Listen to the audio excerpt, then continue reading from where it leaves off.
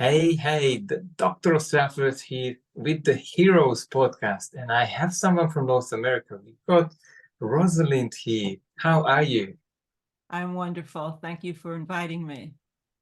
Rosalind Sedacca. I will just intro her so everyone knows who I'm going to talk to today because I'm so excited to have your story out. So, she is a wonderful CDC. It's a divorce and co-parenting coach and founder of the Child-Centered Divorce Network, providing coaching and valuable resources for parents facing and moving through or transitioning after divorce. It's a difficult time. So we have the help here. She is the author of the How Do I Tell the Kids About the Divorce? Helping parents address the tough divorce talk with the best outcomes for everyone. Rosalind has created several ebooks and programs on co-parenting success strategies, including anger management for co-parents and hosts, divorce, dating, and empowered living podcast. Welcome on the show. Thanks for coming. It's my pleasure. Thank you.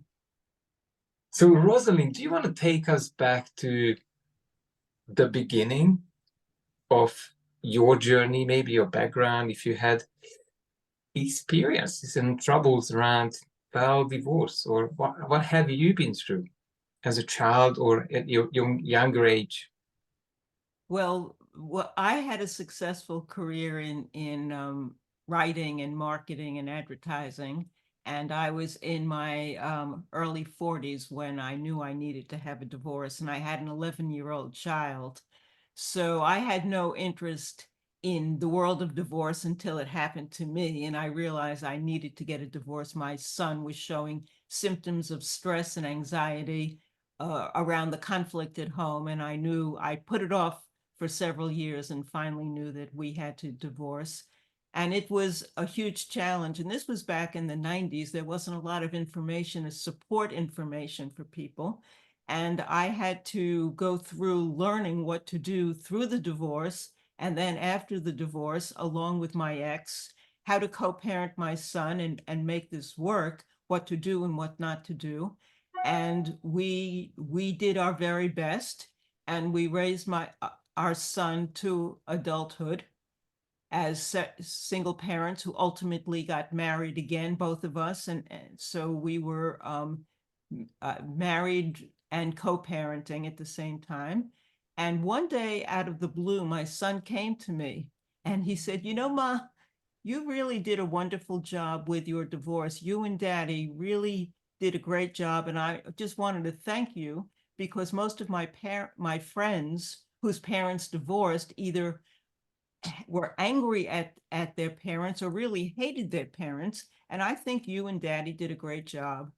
And I let out such a sigh of relief because you hold on to so much guilt and anxiety, not knowing the consequences of every decision you make as a parent. And divorce is one of the biggest. And that moment became a real moment of insight for me. And I realized that I had learned so much during the course of the years of the divorce through the transition into co-parenting and raising my son.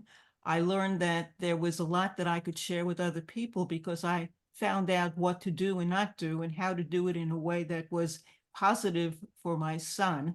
And ultimately, I created the Child-Centered Divorce Network, became a divorce and co-parenting coach.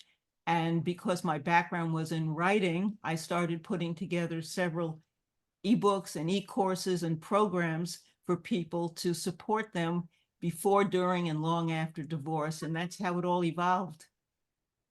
That's amazing. I was just thinking while you were telling me this, doing it the right way, not even knowing that you've been doing it the right way. What have you come across as the worst possible mistakes? Maybe the top five when it comes to managing, when it comes to communicating divorce to children. Yeah, so I'm glad you're asking that because that's really so important. And people don't quite get those mistakes and they make them, and they can be avoided. That's which is the good news. So one of the worst mistakes is fighting around your children, and studies have proven again and again and again that children exposed to parental conflict of fighting and tension are hurt emotionally and psychologically and scarred often for life, because it's very difficult to have a childhood when your parents are fighting with each other and bad mouthing one another. So that's one of the biggest mistakes, the conflict, and that means within ear range, so that even if you're in a room and close the door, if the kids can hear you fighting, then it's hurting them and harming them. So you have to put your conflicts in another place at another time when the children aren't around. Bad mouthing one another, putting down your ex to the children is very, very detrimental as well. So that means eye rolling, body language, sighs, sarcasm, pointing the finger, saying you're just like your father and he's a this and that. Those kinds of comments are all destructive for children. It affects who they are and it changes who they are. And it makes them very sad and depressed, because children innately love both parents. Even if both parents aren't good parents, children do want to protect them. Another big mistake is asking your children to be your messengers.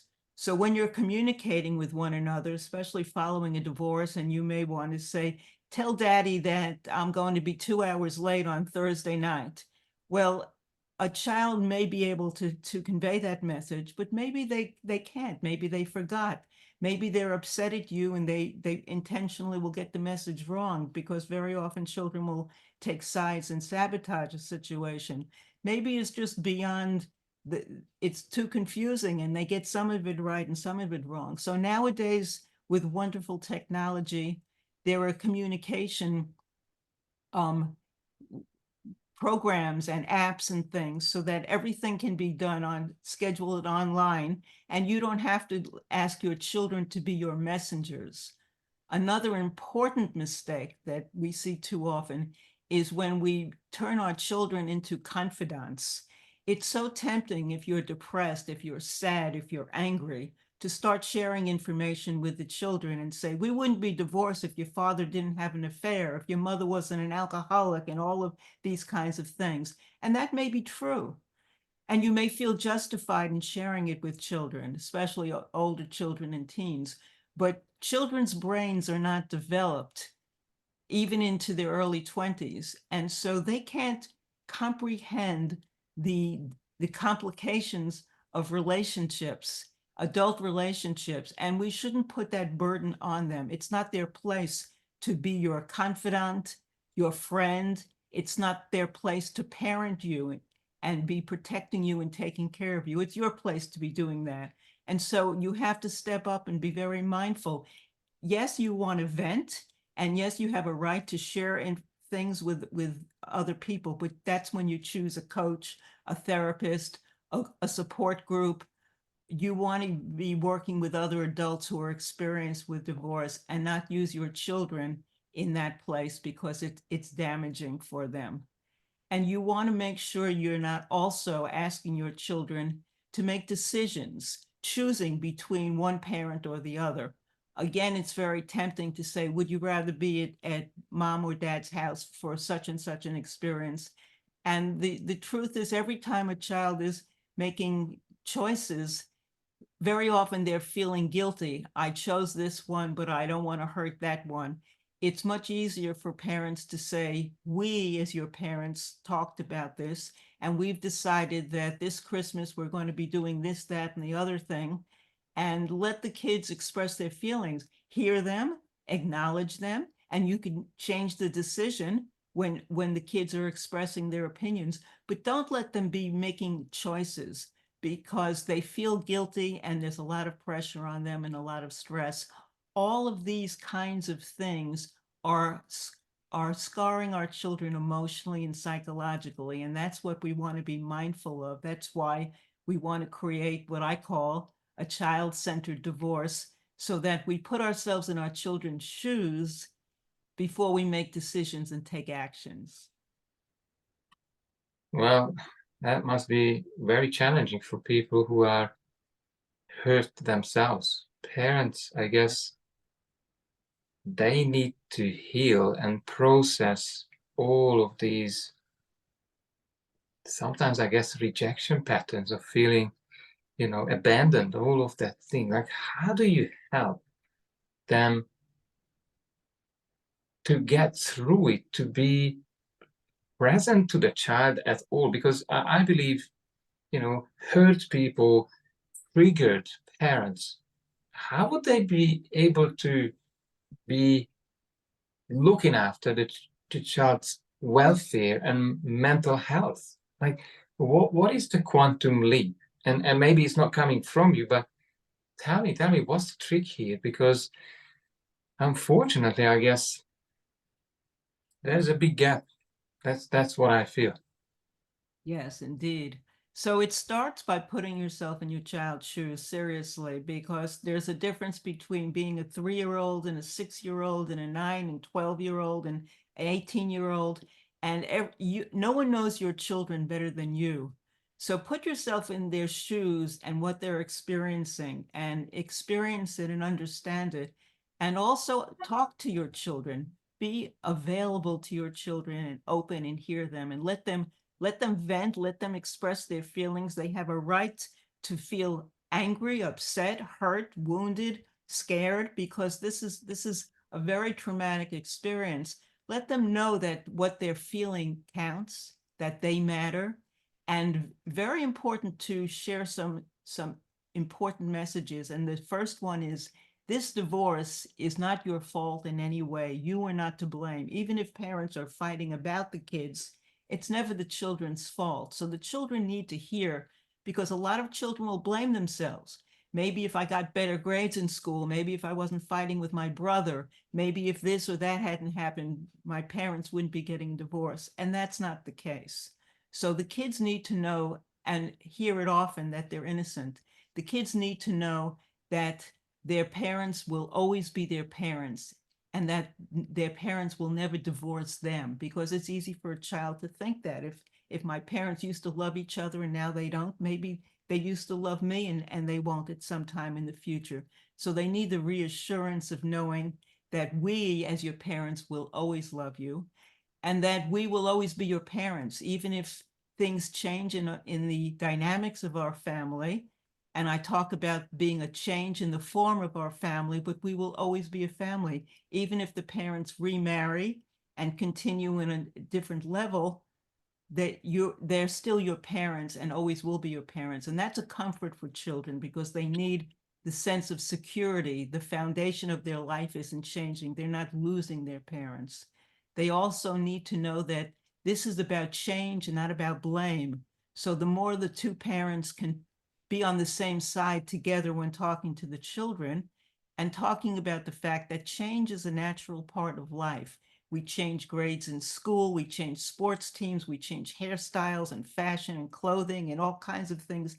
Our friends change. So this is a change in the form of our family. It's another chapter in our family, but it isn't the end of the world, and it's going to be fixed and worked on, and things are going to evolve, and they're going to be okay, because your two parents love you and will make it okay. And then, of course, I talk to the parents to make sure they step up and make mature, responsible decisions, because if you love your children more than you dislike your ex, then you have to make decisions that are going to be in the best interest of the children. That's what a child-centered divorce is all about. And that gives them a positive, happy outcome, so that their children will thank them when they're grown adults, the way my son thanked me. And that makes all the difference in the world. What a powerful message. And while you were sharing this, I had some triggers. It did come up for me how disconnected my parents were, and Yeah. they could not communicate this. They stayed together for the sake of their children, us. And you know what? I wished they had separated for another 20 years, because it just didn't work. And and I didn't have a voice. I didn't matter. Andre, let me just share with you that I was a child whose parents stayed together for the sake of the kids too. So I had the same experience in childhood.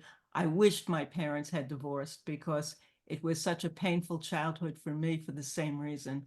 I hear what you're saying. So, well, I didn't want to turn this out to promote divorce, but I want to. Now I really want to, because I have been through an experience where, my dad was an aggressor, mom was trying to make peace, people please, and it showed us a very weak relationship, or a model of marriage. To be honest, I thought marriages are dysfunctional, and I saw many divorces around. What would be the time to look at divorce as a better option? Well, it is a better option if the two parents can take a mature approach and look at each other and say, the one thing we have in common is loving those children. And if they could make that agreement that we love our children, then they could move through the divorce in a positive way so that everyone has a positive outcome in the end. And the parents move on into hopefully healthier relationships and happier relationships. But the children aren't scarred and wounded because they haven't lost their parents. They know their parents love them, and they can be open and receptive to meeting new adults in their life who are going to care about them too. And it works out that way if they start with the right foundation that I've been talking about.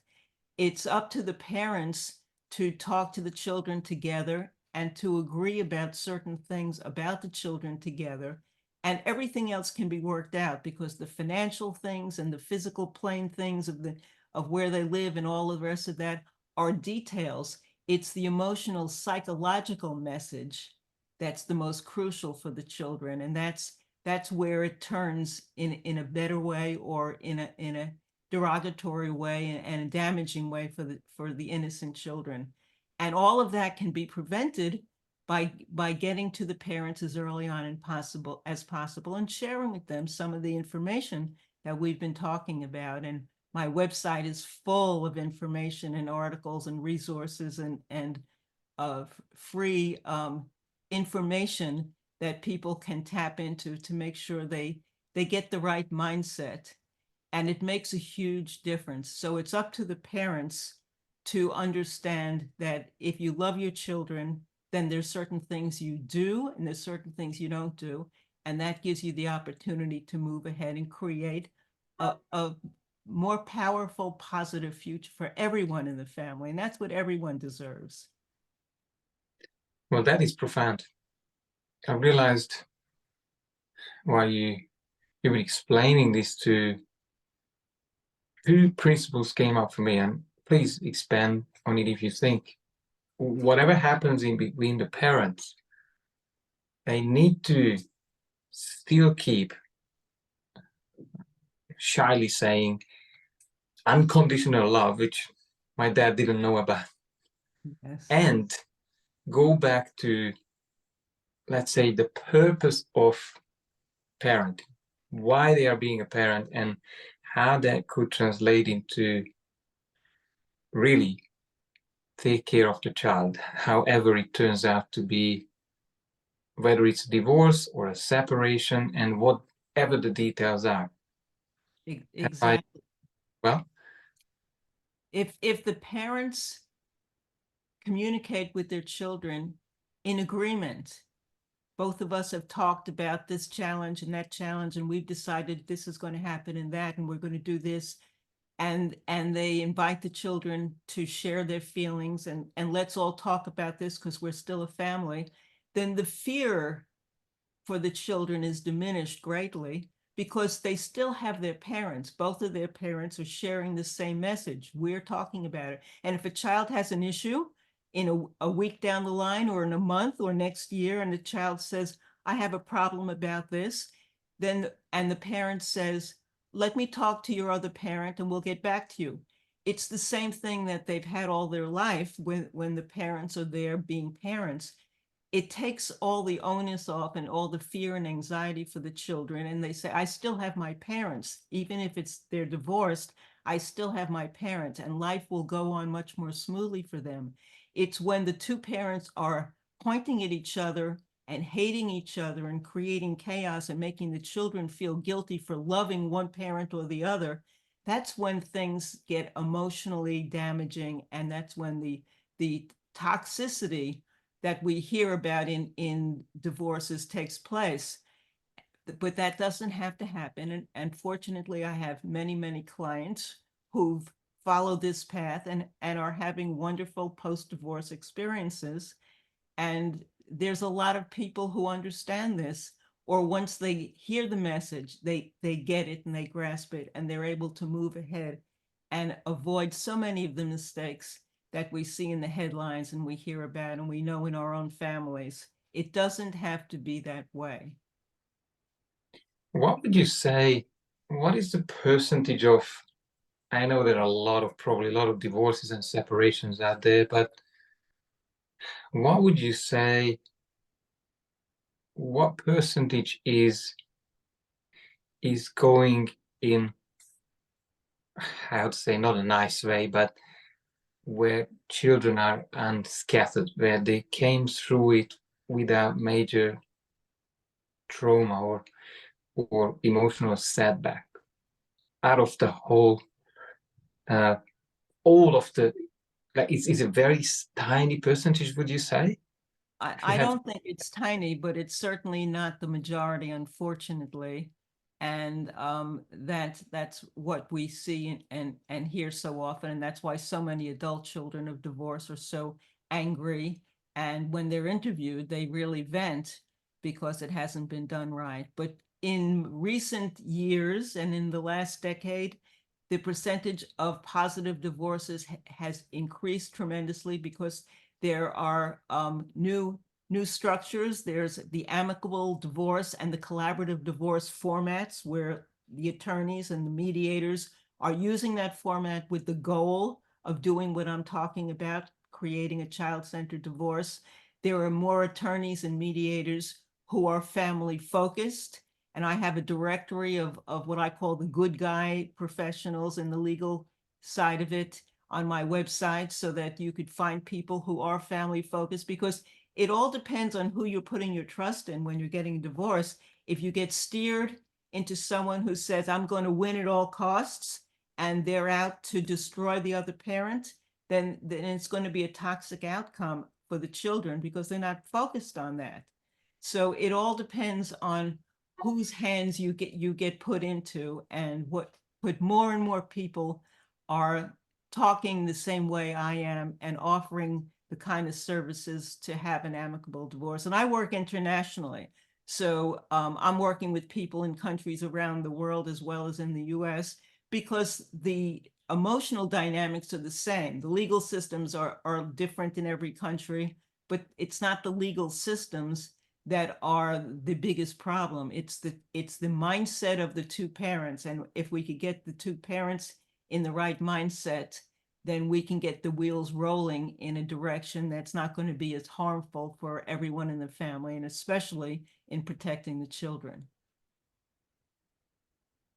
Where can we find more information about your website? Well, of course, we will share this under the video, but if you want to share it, please do so. How to engage with you?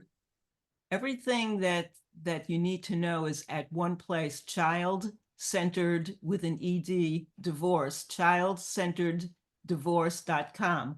And right there, I have a free ebook right on the top of the homepage, as well as tons of articles and blog posts on every topic imaginable, just dozens and dozens and dozens. And then I have very low cost e-courses and e-programs and e-books that are all downloadable to support anyone at any stage of the divorce, before, during, and long after, because sometimes you're co-parenting for 5 years and issues come up with jealousy and insecurity. Dating after divorce is an entirely different challenge for families, and yet it's something that they have to go through because it's inevitable that one or both of those parents are going to start new relationships, and we want to make sure we put them in the right mindset to choose healthy relationships and also be very aware of the consciousness of those innocent children of different ages and stages.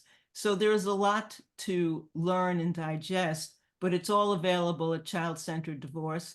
And I'm very proud of the directory of experts I have on that website as well, because they are all people that I've personally interviewed. They have the same mindset as me, and they're going to take their clients in the direction of having the most peaceful and positive outcome possible for everyone in the family. There shouldn't be winners and losers in a divorce. Everyone should be able to move away with dignity and with a sense that there's a happier future ahead, don't you think? Absolutely agree. I understand, and maybe I would ask you right now.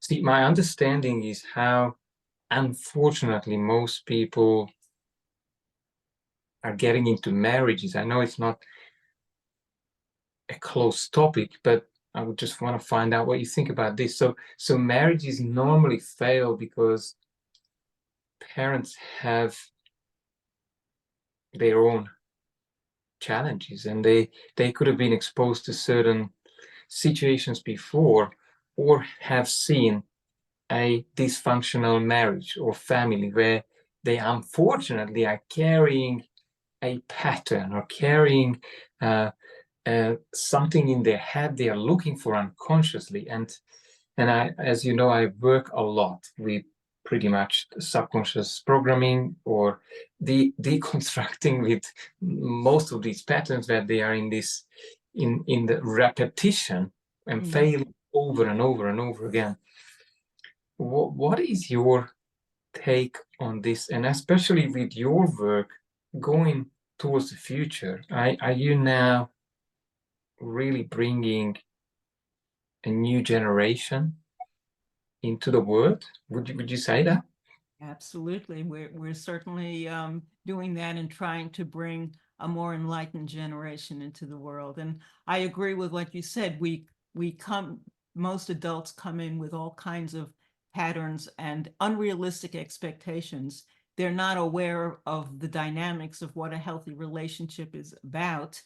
And so they fall in love thinking they're in love, and basically they're in lust, or they're trying to move out of another unhappy situation, so they make decisions that are not really mindfully based, and they rush too quickly into relationships and don't understand why they're going wrong. Relationships are the most complicated things on earth, and for two people to get along, there's a lot of factors that come into play. And when they start feeling they're not getting along, very often they run off and end a relationship too soon, rather than working on it and learning the skills. We all need to learn communication skills and ways of handling conflict, because conflict's inevitable in life. So I highly respect the work that you're doing, and all the people who are trying to help people make more conscious decisions in their relationships. And I have a lot of programs on dating and relationships for that reason, because they're so important.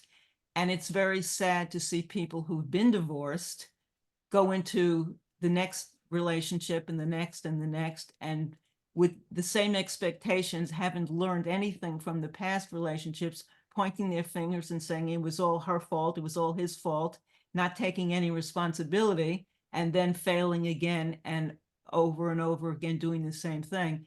The statistics show that second marriages and third marriages and fourth marriages fail more quickly than the first ones. And those are patterns, because we all have to take responsibility for our behavior, our actions, and our decisions. And we have to stop and ask ourselves questions. What part did I play in the breakup of this relationship? And even if your partner was at fault and very flawed, why did I choose that partner? And why didn't I learn certain things beforehand? And what did I do to contribute to making things worse? And how could I have made things better? Once I call those the gifts. If you learn those lessons and see them as gifts, then you're moving ahead into a new relationship armed with new resources and tools and a healthier mindset. And if you don't, then there's no reason why you're not going to fail again and again and again, which we see all too often. Yeah, I love your take on this, and now we want to just probe you a bit.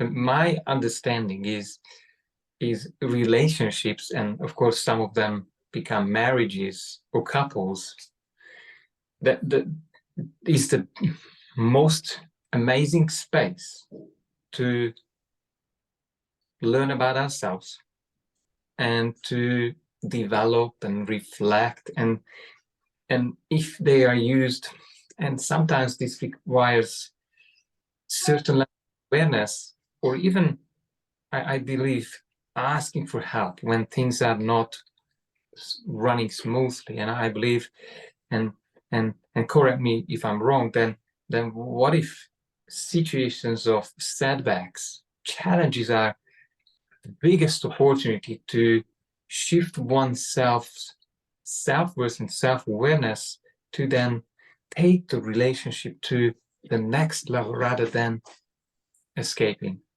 or running away. What do you think?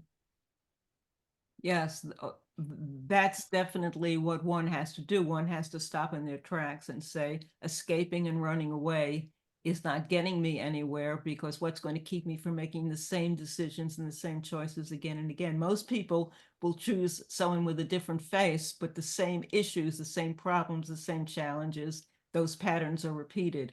So it takes great mindfulness and consciousness to be able to stop yourself and say, again, what part did I play in this? And how am I going to behave differently? And how am I going to choose differently? And when you stop and reflect, that alone shifts your behavior patterns, because now you're open to learning a little bit more, being more introspective, and being more aware of choices and options that we have and skill sets that we could manage, learning how to handle conflict, learning how to fight in a mature, respectful way, communication skills, learning how to say things so that you're not putting your partner on the defensive. All of those things go a long way to improving relationships. They should be taught in elementary school. They should be the foundation of our education as in whatever country we're living in. And unfortunately, it's not there. And so we grow up without these skills and these tools, and without this awareness, and these are the consequences we have. Powerful. I believe it really comes back to taking responsibility for every result. Yes. And really be the person to have a proactive approach and look at how one has created the lack of results sometimes. Now, what would you be celebrating in 5 years' time if things went really well for you? Well, celebrating the fact that more and more of the clients that I'm working with are coming already with more of a foundation of understanding the kind of things we're talking about, that they've been more made more aware of in our culture and in the world, so that we don't have to be starting from the ground floor, and celebrating the fact that relationships are looking healthier and working more effectively. That would be a joy to me, because when what I see around me makes me very sad. And I feel so helpless, because I want to reach out and shake so many people. And as you know, we can't do that. Well, yes, we can try, but I believe some people are not coachable, not in a mindset of learning. They need to repeat and repeat the painful events. Well, And we don't know what we don't know, I think is a big part of the problem. And that's most people are ignorant of the fact that there's another way to even look at these things in life. yeah, that's very insightful. So what have I not asked you, Rosalind, that you could not share here for my audience, that is so important? That Well, one thing I'd love to share is, and to me, this is very, very important for every parent, is that to remember that we are role models for our children. Everything we do and don't do, every decision we make or don't make, they're watching and learning from us. And if your children are going to grow up and thank you for the way you parented them, then you want to be thinking every day about what are they learning from me? Because it's not what we say, it's how we are, who we are, the decisions we make, the way we communicate, the way we treat not only our children, but other people around in our family, in our universe, because they're learning from us. And are they learning the behaviors that are going to make them better people and better citizens of the world and better parents when it's their turn? Or are they going to learn to repeat patterns that we're ashamed of and embarrassed about and wish we didn't have? So if we're mindful of that, it can stop us in our tracks in making better decisions and not making unconscious behaviors that we see too often. well, thank you very much for the goal that you have shared here. And I guess another thing that maybe you want to just expand on one last is how parents treat themselves. I believe treating others is a big one. How are they treating themselves? Would you want to expand on that one as a model for children? Absolutely. And I'm so glad you brought that up, because we have to love ourselves and respect ourselves before we could teach our children to, and before we could have healthy relationships with other people. And I agree that lack of self-love, low self-esteem is at the heart of so many of the problems that people have in life, again, because their parents didn't know better and they never learned differently. So we have to start by going within, learning to love and respect and value ourselves, and teach our children to love, respect, and value themselves. And that's going to make a huge difference in helping people make more conscious, mindful decisions, because they know that they are worth making those positive decisions and that their lives can be better if they believe in themselves. So that's a very important foundation for everyone. Rosalind, thank you very much for your time. I would love this conversation. I would love to talk to you for another 2 hours, yet it's time to move on. Thank you very much. We'll have all your details, guys, under the video. So reach out to Rosalind, engage with her content, and read all those resources, because there is help. No matter what you're going through, whether it's just not working now, or you're within the separation process, or in divorce, or after divorce, there is massive resources out there when you start to reach out. And that's what you need to do. Thanks very much again. It's great to have you here on my stage.